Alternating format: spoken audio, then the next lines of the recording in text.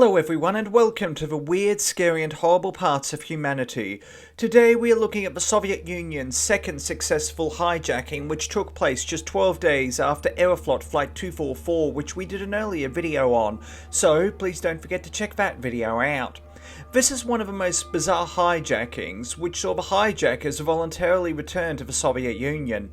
The Let L-200 Morava was a light twin-ending aircraft produced in Czechoslovakia between 1957 and 1964, with a combined 367 produced and used in the Soviet Union, Poland and Czechoslovakia.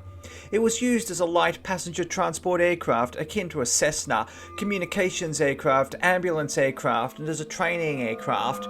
It was also used as an air taxi service in the early 1970s around the central and southern region of the Soviet Union. 20-year-old Nikolai F. Gilev and 25-year-old Vitaly M. Pozdeev were both cousins.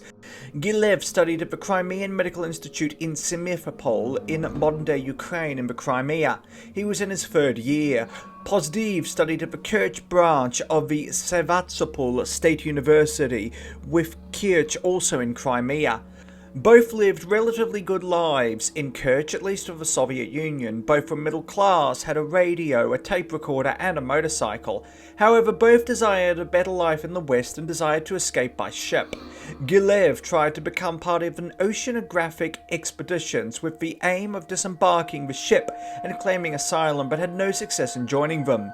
In 1969, Pozdeev boarded the Armenia cruise ship with the aim of disembarking in Western Europe and there claiming asylum. However, he fell seasick, which forced him to disembark in Odessa, Ukraine. Both cousins then decided to hide in a box aboard a cargo boat called the Ukraine, but were discovered by sailors. Both then decided to go by plane instead and hijack an aircraft. A large number of flights took place between the Crimea and Krasnodar, which is now in Mother Russia, with flights flying across the Kerch Strait. This is a distance of approximately 291 kilometers or 181 miles. However, this was considered to be a luxury means of travel within the Soviet Union, with tickets costing between 4 and 6 rubles, and only a few passengers would take this route, with most going by train. The routes were served by the Czechoslovakian Aero AE-45, which was built between 1947 and 1961. However, when this aircraft ceased production, they were replaced by the L-200 Morava. Both cousins knew that the aircraft would be easy to fly and purchased an additional 2 tickets to limit the number of passengers and thereby only have to overcome the pilot. During the spring of 1970, Gilev entered the DOS-AAF pilot course, the Voluntary Society of Assistance to the Army, Aviation and Navy of the Soviet Union, in Sevastopol, thereby gaining the ability to fly, an understanding of navigation, and he flew from Kerch to Krasnodar quite a few times. However, an event that could have derailed the two's plans came to pass: the hijacking of Aeroflot Flight 244, which was the first time a plane was successfully hijacked from the Soviet Union to the West, and saw the murder of Aeroflot flight attendant Nadizar Kurchenkov. This took place on the 15th of October 1970. As a result, Gilev and Pozdeev knew that security would be increased at Soviet airports, but that this would take a few days to come to pass, so both decided to go for broke as it was their last opportunity. On the 27th of October 1970, they purchased 2 tickets under their names and an additional ticket for a non-existent passenger with a child. However, when the passenger with the child didn't show up, a 20-year-old builder from Ural, Uri Derbenev, purchased the ticket at Kerch Airport. The aircraft was an L-200A Morava with the tail number USSR 34401, with the aircraft part of the 1st Krasnodar United Aviation Squadron of the North Caucasus Civil Aviation Administrator. This would eventually become Kuban Airlines, which operated charter and regular flights in Russia and was based in Krasnodar. It would go bankrupt on the 15th of March 2013. The pilot was 49-year-old Alexei Vasilyevich Minchenko. Gilev and Pozdeev bought a knife, ropes and a canvas mail bag with a metal frame on the neck. However, with the addition of Derbenev, they would need to improvise a little bit. On board the L-200, Gilev and Pozdeev sat on the back of a plane, while Derbanev sat on the front next to Minchenko, who was flying the plane. The cousins then threatened Minchenko with a dummy weapon and attacked Derbanev with ropes and threw a bag over Minchenko's head, tightening the cord around his neck and dragged him from the pilot's chair. As the plane fell into a spin and lost altitude, Gilev sat on the pilot's seat and directed the plane south towards Turkey. However, the L-200 had no radar, and hence Krasnodar Airport in essence had no idea what happened to the flight and became concerned when the plane didn't arrive. After 3 hours of flying, Gilev was almost in Turkey. However, with the sun setting, he had no experience of night flying, and nearly out of fuel, they put Minchenko back into the pilot's seat, and he landed the plane at what turned out to be an American airbase near Sinop in Turkey. By this stage, the right engine was out of fuel. Both Minchenko and Derbanev refused to leave the aircraft, saying that they would not negotiate without Soviet representatives. However, it was mistakenly believed that Minchenko had initiated the hijacking, and that Gilev and Pozdeev were Soviet secret servicemen. However, following a 2-month interrogation by the Turks, it was established that both Gilev and Pozdeev were the hijackers, and both were placed in a refugee camp in Levant in Istanbul.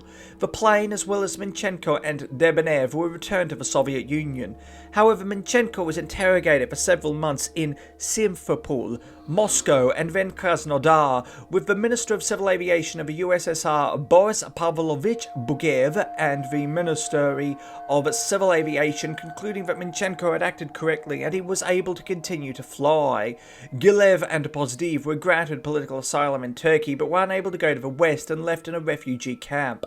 They submitted a request to the Embassy of the United States of America in Ankara for a visa to the United States of America, but receiving a response was significantly delayed. 6 months after their escape, the jury got letters from relatives in the Soviet Union insisting that if they went back to the Soviet Union, they would be forgiven for the hijacking of the aircraft.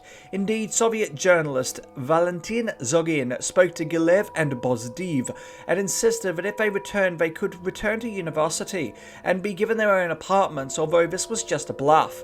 However, amazingly, the cousins bought it hook, line and sinker and agreed to go back despite Turkish authorities warning them that they would face severe consequences from the Soviet Union. And indeed, they got a letter from the Embassy of the United States of America in Ankara telling them that they would get a response to their visa application within 2 weeks. However, determined to get home, together they both travelled with Turkish and Soviet representatives to the border village of Sarpi and then on to Batumi, now in Georgia, where they boarded a flight to Moscow, where they were arrested and charged with treason. They were immediately sent to Lefotov prison, a pre-trial detention camp in Moscow which remains open to this day. In September 1972, the cousins' trial began in Kerch, with Minchenko acting as a key witness. Gilev, during the trial, repented, while Pozdeev stated that he was still an opponent to the Soviet Union and regretted returning. The Criminal Collegium of the Supreme Court of Ukrainian SSR considered the voluntary return of the hijackers to be mitigating circumstances, sentencing Gilev to 10 years in prison and Pozdeev to 12 years. Both went to different prisons, with Gilev sent to Mordovia and Pozdeev sent to Perm. Gilev was released early in 1978, having collaborated with the administration while in prison. Pozdeev, however, did his full 12 years and was not released until 1984. Gilev would return to Kerch, got married, had a family, and worked as an electrician at a railway depot, where he got the nickname Turkish Pilot. He would eventually retire.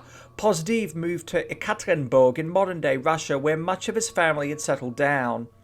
Ultimately, it was found that the L-200 engines were not suitable for Soviet weather, and simultaneously the hijacking of the aircraft showed the vulnerability of a pilot in such a situation. Unwilling to lose face any further, these aircraft were retired from Soviet Airlines in the early 1970s. Thank you for watching. Please do yourself a favour and hit that subscribe button and the bell icon to be informed of when new videos come out. Also, why not hit that like button and leave a nice comment? It helps more than you know and your support is truly appreciated. Until next time, stay awesome, stay classy, be kind to everyone you meet, have an amazing day, and remember the truth is always more interesting than fiction.